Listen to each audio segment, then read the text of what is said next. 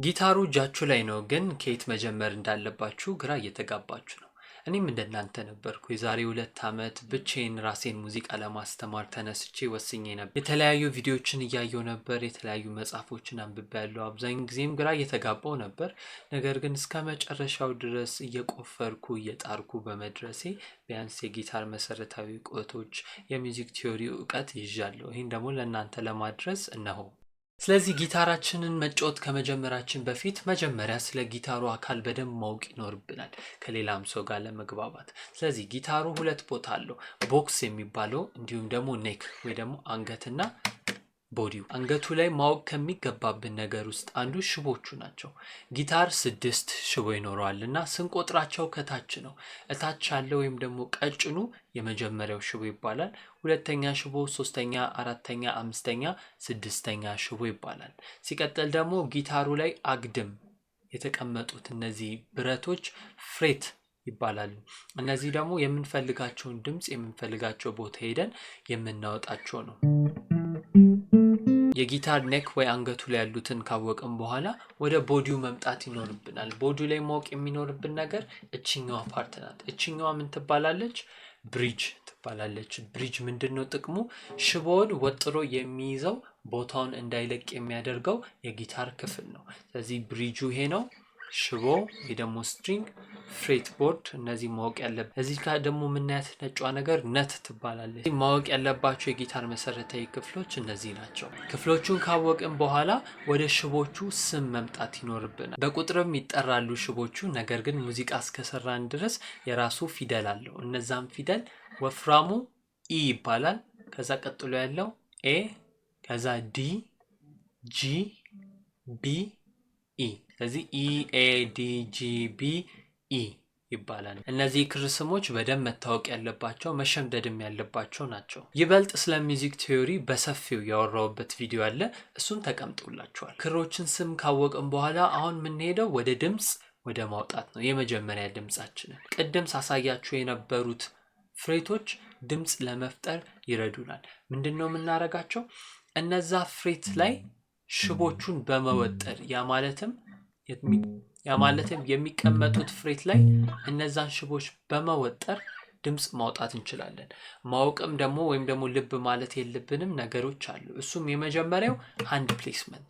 አብዛኛው ጊዜ እጣታችን ሽቦውን በሚይዝበት ጊዜ የአውራ ጣታችን አቀማመጥ ወይ ደግሞ የእጃችን አቀማመጥ ወረድ ያለ መሆን አለበት። እጣታችን በነፃነት የሚፈልጉትን ሽቦ እንዲይዙ።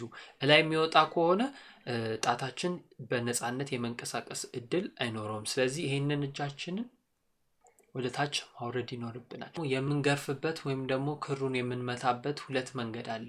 እሱም ወይ በጣታችን ነው። ያ ማለትም አውራ ጣት ወይም ደግሞ ሌባ ጣት ማለት ሌባ ጣት ወይ ደግሞ አውራ ጣት በመጠቀም ወይም ደግሞ ፒክ በመጠቀም።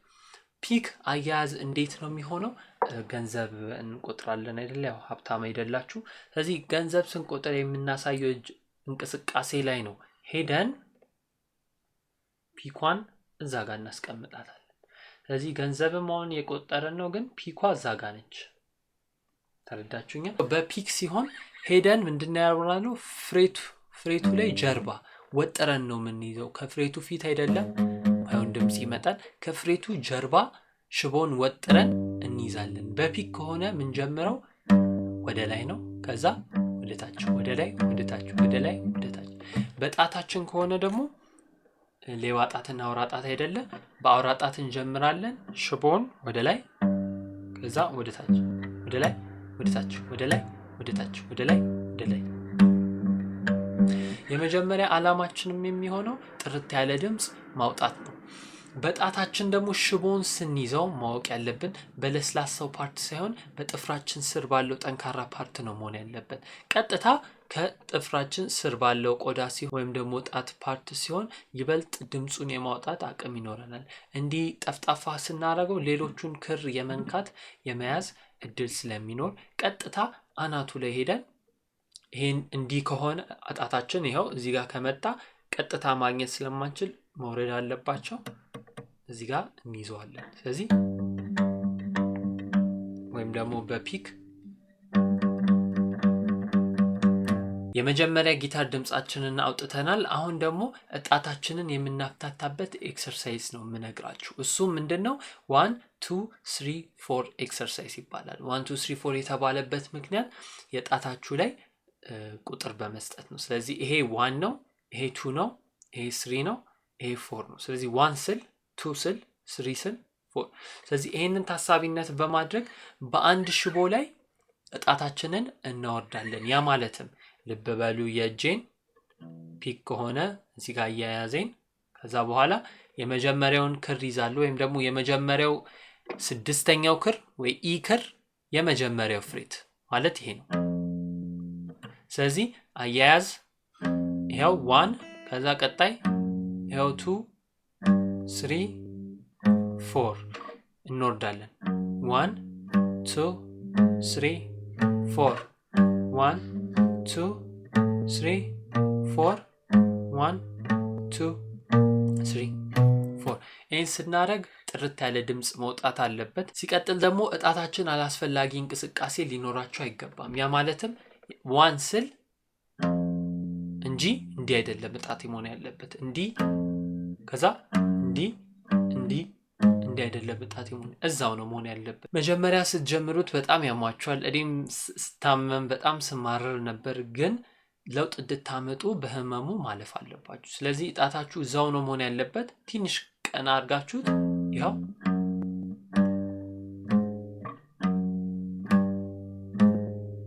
እንጂ አይደለም ማረገው። ጣቴ እዛው ነው የሚሆነው። መንካት ያለበትን ክር በአግባብ ይነካል። አላስፈላጊ እንቅስቃሴ አያኖረውም። ፊንገር ኤክሰርሳይዝ ስትሰሩ ከምን ጊዜ በላይ ደግሞ የምመክራችሁ ሜትሮኖም መጠቀም ነው። ሜትሮኖም ማለት ስልተ ምታችሁን ወይም ደግሞ ሪትማችሁን እኩል አድርጎ እንድትጠብቁ የሚረዳችሁ ነው። ስለዚህ ኤክሰርሳይሳችሁ ላይ እሱን መጠቀም እጣታችሁ እንዲጠነክር ሪትሙ ልክ እንዲመጣ ይረዳችኋል። እዚህ ጋርም ላሳያችሁ። ጀማሪም ከሆናችሁ በጣም ቀንሳችሁ መጀመር ትችላላችሁ። አሁን 62 ቢፒኤም ላይ ነው የምሰራው። ስለዚህ ስሙ አፕ ዳውን አፕ ዳውን አፕ ዳውን አፕ ዳውን አፕ ዳውን አፕ ዳውን አፕ ዳውን ስመለስ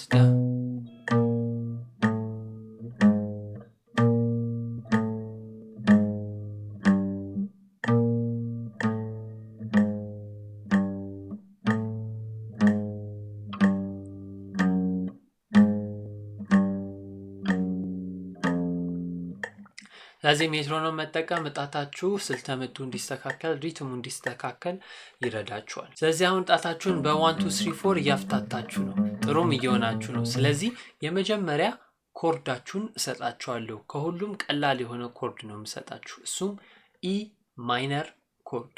እንዴት ነው የሚሆነው? ሄደን መሀል ጣታችን አምስተኛ ክር ሁለተኛ ፍሬት፣ አምስተኛ ክር ወይ ደግሞ ኤ ስትሪንግ ተባብለናል ነበር፣ ሁለተኛ ፍሬት።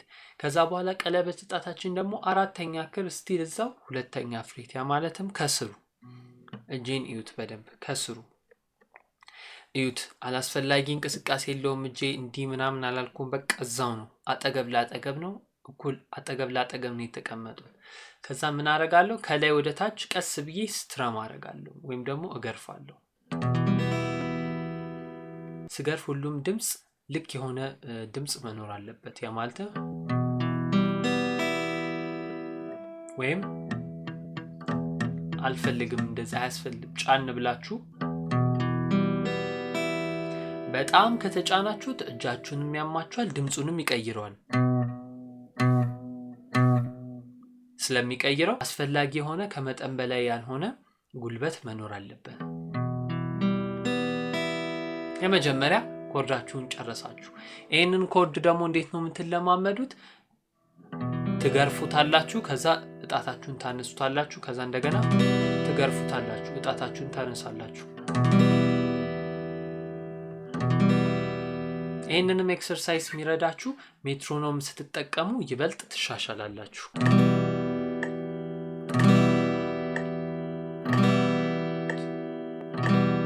መልቀቅ መልቀቅ መልቀቅ መልቀቅ አሁን ኢ ማይነር ኮርዳችንን ከሰራን በኋላ ይሄም ቀላል ነው ለኔ የምትሉ ከሆነ ወደ ቀጣዩ ኮርድ ነው የሚሄደው። እዛው ኢ ሜጀር ኮርድ እንይዛለን። እንዴት ነው ኢ ሜጀር ኮርድ የምንይዘው? ቅድም የያዝነው ኢ ማይነር ኮርድ አለ አይደለ? ከዛ ሄደን አውራጣታችን ሄደን ሌባጣታችን ሄዶ ሶስተኛ ክር አንደኛ ፍሬት ላይ ያርፋል ከሱ ላይ። ስለዚህ ምን ይሆናል?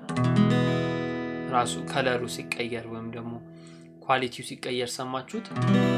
ማይነር ሜጀር ማይነር ሜጀር ማይነር ሜጀር። ስለዚህ ኢ ሜጀር እና ኢ ማይነር ኮርድን ቻላችሁ ማለት ነው። ይሄ ማለትም እነዚህን ኮርድም ስትለማመዱ በሜትሮኖም ሲሆን ይበልጥ ይረዳችኋል። ወደ ቀጣዩ ኮርድ ስንሄድ ደግሞ ኤ ማይነር ይባላል። ኤ ማይነር ከኢ ማይነር በምንም አይለይም፣ ቦታው ብቻ ነው፣ ቅርጹ ተመሳሳይ ነው። ያ ማለትም ኢ ሜጀር ስንይዝ የነበረው ቅርጽ አለ አይደለ? ያዝነው ቅርጽ አለ። እሱን ቅርጽ ይዘን ጣታችንን አንድ ሽቦ ወደ ታች ሁሉንም ሺፍት ማድረግ ወደ ታች። ይህንንም ስናደርግ ስድስተኛውን ክር ወይ ደግሞ እላይ ያለውን ወፍራም ክር አንገርፈውም፣ አንነካውም። ኢ ሜጀር ኤ ማይነር ኢ ሜጀር ኢ ማይነር ኢ ሜጀር ኤ ማይነር። እነዚህን ኮርዶች በሜትሮኖም እየቀየራችሁ እጣታችሁን እያነሳችሁ እየሰራችሁ ይበልጥ እጣታችሁ ይዳብራል፣ ይጠነከራል። ቀጣዩ ኮርድ ሲ ሜጀር ኮርድ። ሲ ሜጀር ኮርድ ደግሞ ኦልሬዲ በምናውቀው ኤ ማይነር ኮርድ ላይ ተነስተን መያዝ እንችላለን። ኤ ማይነር እንዴት ነበር? ኢ ሜጀርን እንይዛለን። ከዛ ኤ ማይነርን ለማግኘት ሺፍት ነው የምናደርገው ወደ ታች። ከዛ በኋላ እዛው ኤ ማይነር እንደያዝን እቺ ቀለበት እጣታችን አለቻ፣ እሷን እናነሳትና ወደ አምስተኛ ክር ሶስተኛ ፍሬት እንወስደውና ስድስተኛ ክርን ሳናካትት እንገርፈዋለን። ስለዚህ ኤ ማይነር ይኸው ሲ ሜጀር። ስለዚህ ይህንንም ለመልመድ ኤ ማይነር ትይዛላችሁ፣ ሲ ማይነር፣ ኤ ማይነር፣ ሲ ሜጀር፣ ኤ ማይነር፣ ሲ ሜጀር እያላችሁ በሜትሮኖም ትሰራላችሁ። ወደ ስትራሚንግ ወይ ደግሞ ግርፍ ከመምጣታችን በፊት ደግሞ ማወቅ ያለባችሁ ነገር ኮርድ ስትይዙ ወይም ደግሞ ስትለማመዱ እያንዳንዱ ክር ጥርት ያለ ድምፅ መውጣት አለበት።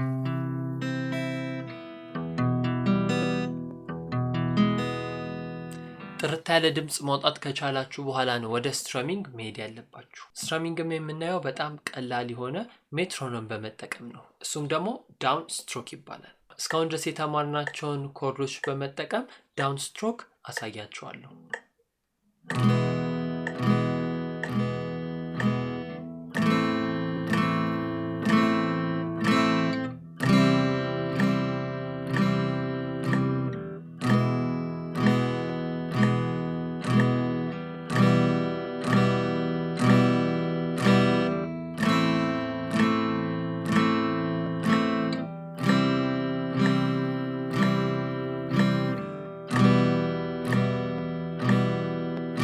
ስለዚህ ይሄ ዳውን ስትሮንግ ሪትማችሁን ስልተምታችሁን እንድታስተካክሉ ይረዳችኋል። ሜትሮኖም መጠቀም እንዳትረሱ። ኮርድ መማራችንን አላቆምንም። አሁን ደግሞ ትንሽ እጣታችሁን ሊፈትን የሚችለው ኮርድ ቢኖር ጂ ሜጀር ኮርድ ነው። ከሌሎቹ ለየት ይላል። ትንሽ መለማመድ ነው የሚጠይቀው እንጂ በጣም ቀላል ነው። እስካሁን ድረስ የምናያቸውም ኮርዶች ምን ይባላሉ? ኦፕን ኮርዶች ናቸው። ኦፕን ኮርድም ተብሎ የተሰየመበት ዋነኛው ምክንያት አብዛኛውን ክር ስለማንይዝ ነው፣ ክፍት ሆኖ ስለምንጫወተው ነው። ጂ ሜጀር ኮርድ ነው አሁን ማሳያችሁ። ምንድን ነው የምናደርገው? መሀል ጣታችንን ሄደን ስድስተኛ ክር ሶስተኛ ፍሬት፣ ሌባ ጣታችንን ሄደን አምስተኛ ክር ሁለተኛ ፍሬት፣ ከዛ በኋላ ቀለበት ጣታችንን ሄደን ደግሞ አንደኛ ሽቦ ደግሞ አንደኛ ስትሪንግ ሶስተኛ ፍሬት ላይ እንሄድና እንገርፈዋለን ጊታሩ። ልብ ማለት የሚጠበቅብን ክሩን ስንይዝ በጠንካራው ፓርት ነው ወይም ደግሞ ጥፍራችን ስር ባለው ስጋ ነው መሆን ያለበት። እያንዳንዱን ክር መጠነኛ በሆነ ጉልበት መያዝ አለብን። እያንዳንዱን ክር ደግሞ ስንገርፍ የምንፈልገው ድምፅ ብቻ ነው መውጣት ያለበት። ጂ ኮርድ። ስለዚህ ያው ወደ ኢ ማይነር፣ ወደ ኤ ማይነር፣ ከዛ ወደ ሲ፣ ወደ ጂ እንመለስ። ስለዚህ እነዚህን ኮርድ በመያዝ አሁንም በሜትሮኖም ኤክሰርሳይዝ መስራት እንችላለን።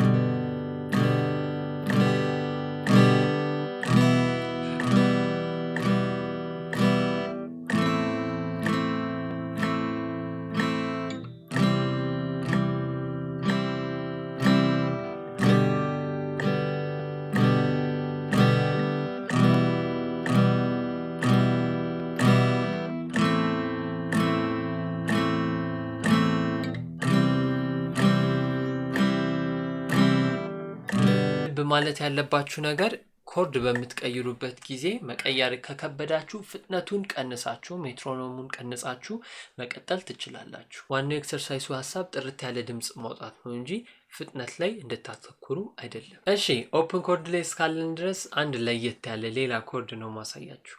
እሱም ዲ ሜጀር ኮርድ ይባላል። ዲ ሜጀር እና ዲ ማይነር ልዩነታቸው ትንሽ ስለሆነ፣ ስለዚህ ዲ ሜጀር ለመያዝ ምንድነው የምናደርገው? ሌባ ጣታችንን እንወስድና ሶስተኛ ክር ሁለተኛ ፍሬት፣ ከዛ በኋላ ደግሞ መሀል ጣታችንን ወስደን መጀመሪያ ክር ሁለተኛ ፍሬት፣ ከዛ ቀለበት ጣታችንን እንወስድና ደግሞ ሁለተኛ ክር ሶስተኛ ፍሬት ላይ እናደርግና የመጀመሪያ ወይም ደግሞ እላይ ያሉትን ሁለት ክሮች አንመታቸውም። ከአራተኛ ክር ነው የምንጀምረው ስንገርፍ ማለት ነው። ያው ዲ ሜጀር